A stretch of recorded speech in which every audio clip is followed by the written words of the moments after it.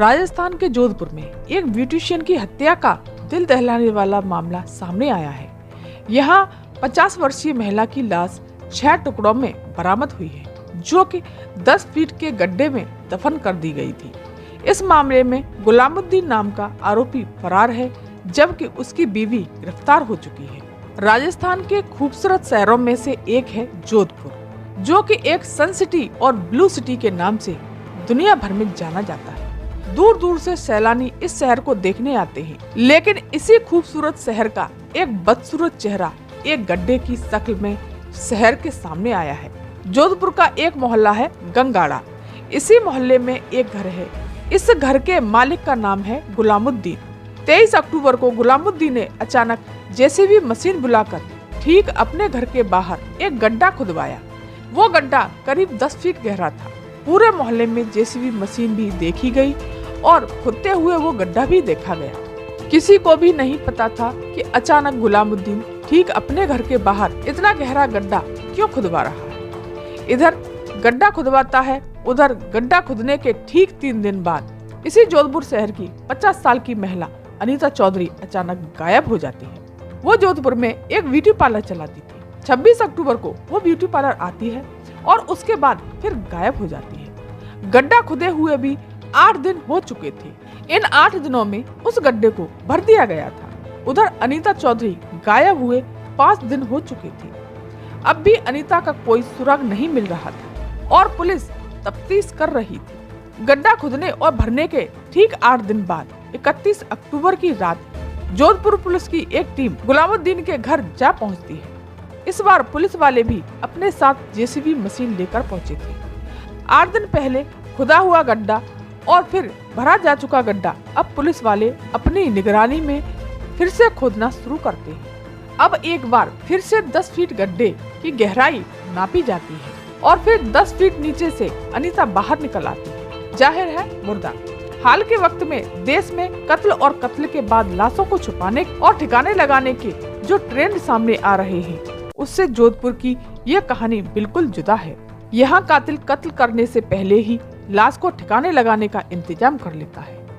कत्ल करने के 3 दिन पहले ही गड्ढे की शक्ल में एक कब्र खोदी जाती है और जब सारी तैयारी पूरी हो जाती है तब कातिल कत्ल करता है और फिर 3 दिन पहले ही वो खोदे गए गड्ढे में लाश को दफना देता है। आइए अब शुरू से कहानी शुरू करते हैं। नमस्कार दोस्तों, मैं कृष्णा सिंह। आज की सच्ची घटना मैं आपको सुनाने जा रही हूँ। जोधपुर में मौजूद अग्रवाल टावर के अंदर सनशाइन ब्यूटी पार्लर है। ये ब्यूटी पार्लर अनीता चौधरी चलाती है। 50 साल की अनीता चौधरी शादीशुदा है और उनका एक बेटा है। 26 अक्टूबर की सुबह अनीता रोजाना की तरह घर से ब्यूटी पार्लर पहुंचती है और फिर कुछ ही देर बाद ही वहां से निकल जाती है।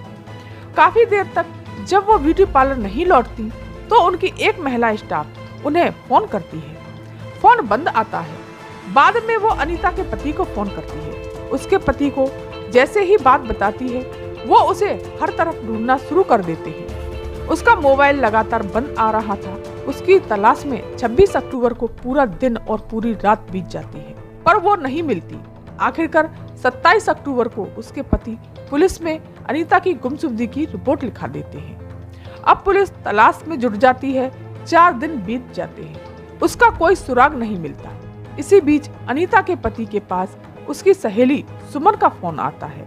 सुमन अपनी सहेली अनीता के पति मनमोहन से कहती है कि उसे शक है तैयब अंसारी नाम के एक प्रॉपर्टी डीलर ने किडनैप तो नहीं कर लिया। सुमन मनमोहन से ये भी कहती है कि अनीता के पास कुछ ऐसा जरूर था जो तैयब अंसारी की इमेज को नुकसान पहुंचा सकता था। तैयब अंसारी पाली का रहने वाला है और अलग अलग राजनीतिक पार्टियों में भी उसकी अच्छी खासी पहचान है। सुमन के साथ इस बातचीत को उसके कहने पर ही मनमोहन ने रिकॉर्ड कर लिया और फिर इसे पुलिस को भी दिया। इस ऑडियो रिकॉर्डिंग के मिलने के बाद स्थानीय पुलिस में तैयब अंसारी से भी संपर्क किया, लेकिन कोई फायदा नहीं हुआ। अनीता का कोई सुराग नहीं मिल रहा था, लेकिन तफ्तीश जारी थी। इसी तफ्तीश के दौरान पुलिस को एक सीसीटीवी कैमरा जरूर मिलता है, जो कि अनीता के ब्यूटी पार्लर के बाहर की सड़क के किनारे लगा था। इस कैमरे में अनीता दिखाई देती है। 26 अक्टूबर की दोपहर पीला सूट पहने अनीता एक ऑटो में बैठती नजर आती है। तस्वीर देखकर साफ लगता है कि वो बगैर किसी दबाव के अपनी मर्जी से ऑटो में बैठ रही है। अब इसी सीसीटीवी कैमरे के सहारे पुलिस ऑटो वाले की तलाश में जुट जाती है। आखिरकार ऑटो वाला मिल जाता है और उससे पूछताछ होती है। वो बताता है कि उसने 26 अक्टूबर को दोपहर अनीता को गंगाड़ा में ड्रॉप किया था। अब पुलिस के सामने सवाल ये था कि गंगाड़ा में अनीता का कौन जानकार रहता है। अनीता के पति और रिश्तेदारों से पूछताछ हुई और एक नई कहानी सामने आई। जिस जगह अनीता का ब्यूटी पार्लर है, ठीक उसके सामने एक ड्राई क्लीन की दुकान है। ड्राई क्लीनर और उसका मालिक गुलामुद्दीन गंगाड़ा में रहता है। क्योंकि अनीता और गुलामुद्दीन की दुकानें आमने सामने थी, लिहाजा वर्षों से दोनों एक दूसरे को जानते थे। ये जानकारी मिलते ही जब जोधपुर पुलिस की एक टीम सीधे गंगाड़ा में गुलामुद्दीन के घर पहुंचती है। जब जोधपुर पुलिस गुलामुद्दीन के घर पहुंचती है तो पता चलता है कि वो पिछले 2 दिनों से घर पर है ही नहीं। अब तक पुलिस की एक टीम गुलामुद्दीन की लोकेशन को ढूंढने में लगी थी और इसी दौरान एक सीसीटीवी कैमरे में गुलामुद्दीन भी नजर आता है। 29 अक्टूबर को गुलामुद्दीन एक्टिवा स्कूटी पर बैठकर जोधपुर रेलवे स्टेशन की तरफ जाता दिखाई देता है। गुलामुद्दीन का यूं अचानक गायब हो जाना पुलिस को शक में डाल देता है।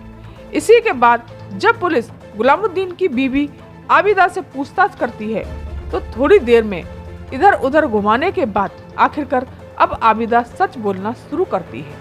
और उसका पहला सच ये था कि 8 दिन पहले उसके घर के ठीक बाहर 10 फीट का गहरा गड्ढा खोदा गया और फिर उसे भर दिया गया। अब पुलिस वाले उस गड्ढे को फिर से खोदते हैं। आबिदा अनीता का सच अब उगल चुकी थी। 6 टुकड़ों में बटी अनीता की लाश पुलिस के कब्जे में थी।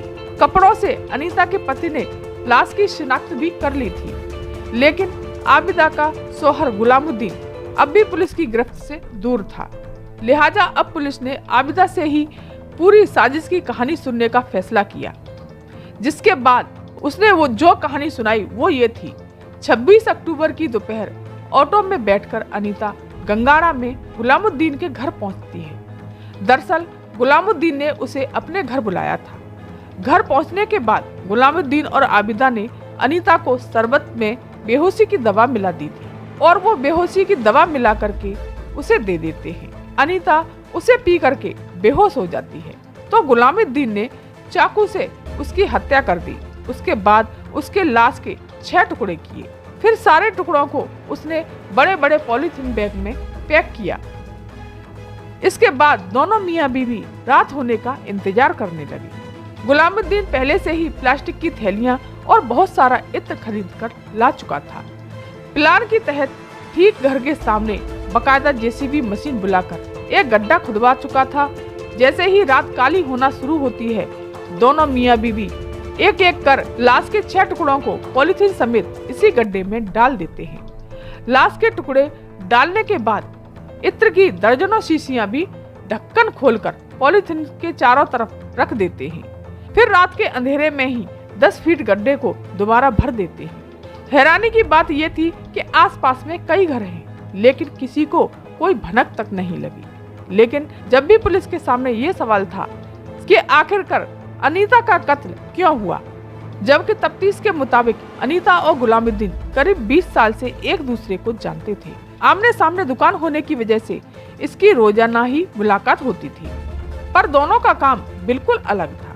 अनीता ब्यूटी पार्लर चलाती थी, जबकि गुलामुद्दीन की ड्राई क्लीन की दुकान थी। यानी कि आपस में दोनों का कोई पेशेवर कंपटीशन भी नहीं था।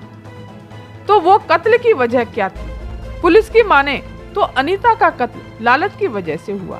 दरअसल अनीता को सोने के गहने पहनने का बहुत शौक था। वो ब्यूटी पार्लर भी चलाती थी और अक्सर कर बहुत सारे गहने भी पहने होती थी। इधर गुलामुद्दीन को जुए की लत लग चुकी थी और इसके चक्कर में उसके सिर पर 12 लाख रुपए का कर्ज हो चुका था। कर्ज उतारने का जब उसे कोई रास्ता नहीं सूझा तो अचानक उसे ख्याल आया कि अगर अनीता के सोने के जेवर लूट लिए जाए तो उसके लाखों रुपए मिल जाएंगे। बस इसी के बाद गुलामुद्दीन ने अपनी पत्नी आबिदा को इस साजिश के बारे में अपने साथ शामिल कर लिया। लेकिन यहाँ पुलिस की थ्योरी में एक झोल है। 26 अक्टूबर की दोपहर अनीता जब इस ऑटो में बैठ रही थी तब पीले सूट में नजर आ रही थी। अनीता के जिस्म पर सोने के गहने कम थे। यदि अनीता के कत्ल की वजह उसके जेवर को लूटना था तो बिना जेवर वाली अनीता का कत्ल गुलामुद्दीन क्यों करेगा? तो क्या कहानी जेवर के आगे की भी कुछ है? अगर हाँ तो वो क्या है? अब तक अनीता के कत्ल और कत्ल की वजह जो कहानी सामने आई है वो कहानी आबिदा सुना रही है, पर बहुत मुमकिन है कि कत्ल की असली वजह से खुद आबिदा भी अनजान हो। क्या पता गुलामुद्दीन ने आबिदा को भी आधा सच बताया हो और कत्ल की असली वजह कुछ और हो। जाहिर है पूरी कहानी सामने आएगी। तो दोस्तों, मेरा इस कहानी को सुनाने का उद्देश्य किसी का दिल दुखाना या किसी को चोट पहुंचाना नहीं है, बल्कि जागरूक करना है। धन्यवाद।